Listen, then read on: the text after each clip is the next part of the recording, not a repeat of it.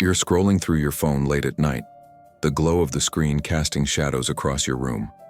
A notification pops up, a direct message from someone claiming to be your favorite celebrity. The profile looks perfect. The right photos, the right vibe, the right words. They say they've seen your posts, that you're special, that they want to connect. Your heart races. Could this really be them? You reply, hesitant but excited, and the conversation begins. But what if the person on the other side isn't who they claim to be?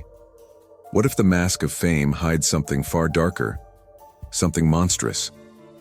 From online predators hiding behind a pop star's name to real-world imposters using charisma as a weapon, these are stories that will make you question who you can trust. But before we dive in, some of the details in this story are extremely disturbing and may not be suitable for all audiences, so viewer discretion is strongly advised. As always, remember to hit the like button, subscribe, and turn on post notifications to stay up to date with the channel. Alright, let's dive into the video. Our first case takes us to Australia, 2017, where a man whose name we won't dignify with repetition was living a double life. To the outside world, he was unremarkable, just another face in the crowd. But online, he was someone else entirely. He was Justin Bieber. Using carefully crafted social media profiles, he transformed himself into the pop star, complete with stolen photos, convincing captions, and a tone that mimicked Bieber's public persona. To young fans, some as young as 8, he was the real deal. And that was exactly what he was counting on. It started innocently enough. A message in a DM, a friendly hello. Hey, I saw your post. You're a true believer. He'd drop references to Bieber's latest album, mention tour dates, or share personal anecdotes that felt authentic. For a kid obsessed with their idol, it was a dream come true. But the conversations didn't stay innocent. Slowly, subtly, he'd push boundaries. He'd ask for photos, first of their face, then of their body, then something special. If a victim hesitated, he'd lean harder, playing on their trust. Don't you believe it's me? I thought you were my biggest fan. For some, he'd turn to threats, warning he'd expose their chats or cut contact if they didn't comply. The scale of his deception was staggering. By the time authorities caught up with him, he faced over 900 charges related to child sexual abuse, grooming, and possession of explicit material. Hundreds of victims, some as young as 6, spanned multiple countries. He'd used platforms like Snapchat, Instagram, and Skype to cast a wide net, exploiting the anonymity of the internet and the blind devotion of young fans. Police described his tactics as calculated, relentless, a predator who knew exactly how to manipulate his targets. One detective, in a statement that still chills me, said, "This man preyed on the dreams of children, turning their admiration into a nightmare." The victims were often too young to understand the manipulation. Some thought they were building a special connection with their idol. Others felt trapped, coerced into sending images they couldn't take back. The trauma lingered long after the chats ended, with many victims carrying shame and fear into their teenage years. Parents, unaware their kids were talking to a stranger, were blindsided when police knocked on their doors. Entire families were left grappling with the fallout, wondering how a fake profile could cause so much devastation.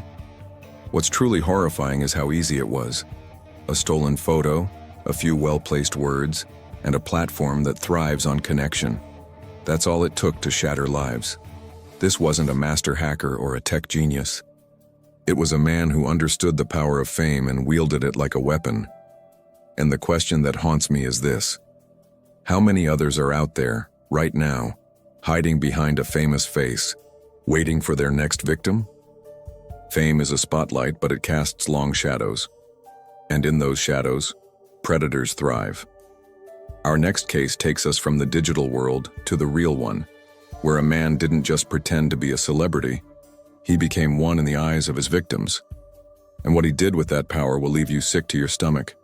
This next story is one of the most disturbing I've ever come across.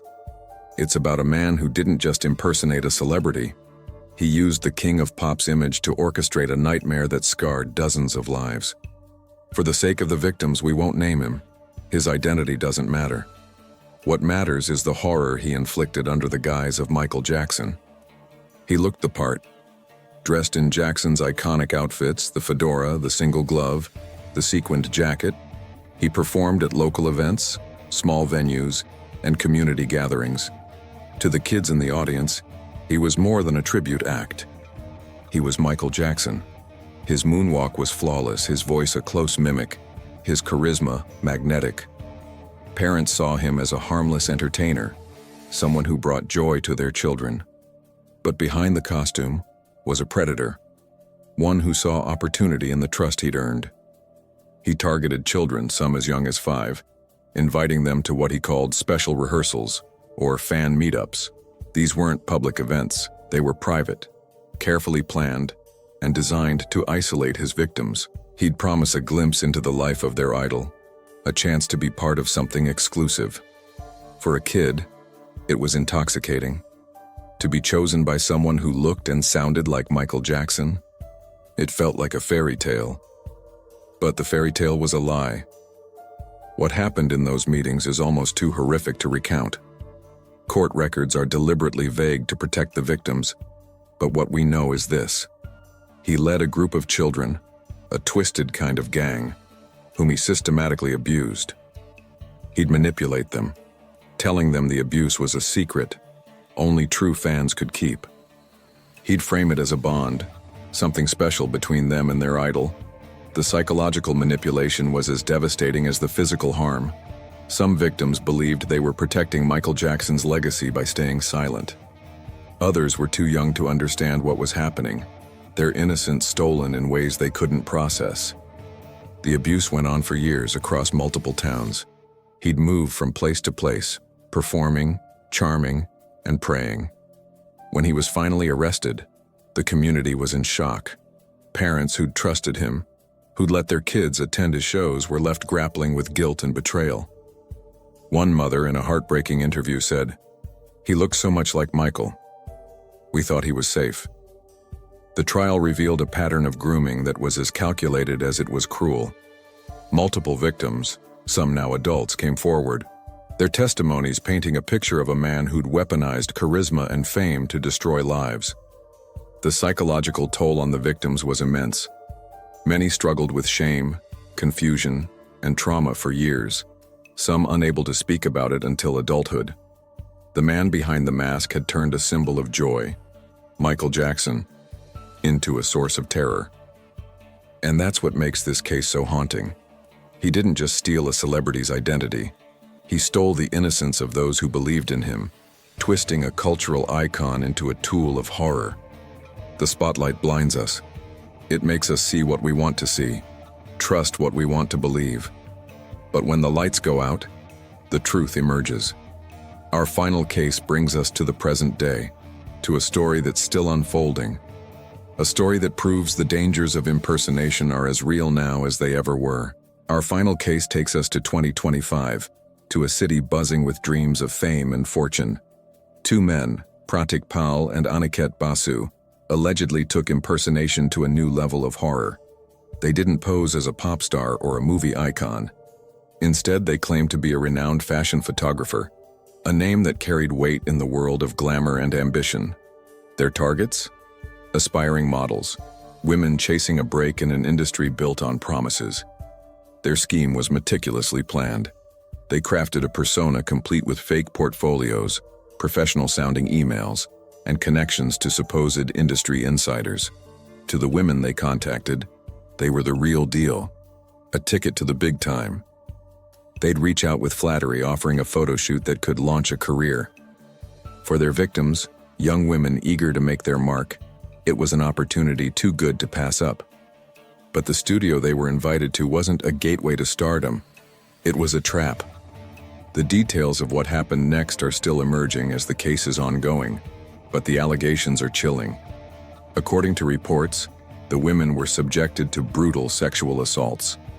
The men allegedly used their fake identity to gain trust, isolating their victims in a controlled environment. Once the women were alone, the facade dropped. The assaults were planned, methodical, and utterly heartless. The victims, whose identities are protected, were left traumatized, their dreams of fame twisted into a nightmare of violence. What makes this case so disturbing is its modernity. In 2025, with all our awareness of scams and predators, these men allegedly found a way to exploit ambition and trust. They didn't need a celebrity's face, just the promise of one. They preyed on the hope of success, turning a universal dream into a weapon. The modeling industry, already fraught with stories of exploitation, has been shaken by the allegations. The victims are now fighting for justice, their voices a reminder that predators can hide behind any mask, even one as subtle as a fake career. These stories aren't just about crime, they're about trust, how easily it's given, how brutally it can be broken. Celebrity impersonators don't just steal names or faces, they steal dreams, safety, and innocence. From a man posing as Justin Bieber to prey on children, to a Michael Jackson lookalike who turned admiration into terror, to a duo who exploited ambitions for violence, these cases reveal a chilling truth. Fame is a double-edged sword. It draws us in, but it can also blind us to the dangers lurking in its shadow. Thank you so much for watching. If you have a topic suggestion, please send it to the email in the description. And as always, remember to like and subscribe to the channel. Until next time, keep your eyes on the screen. You never know what might break through.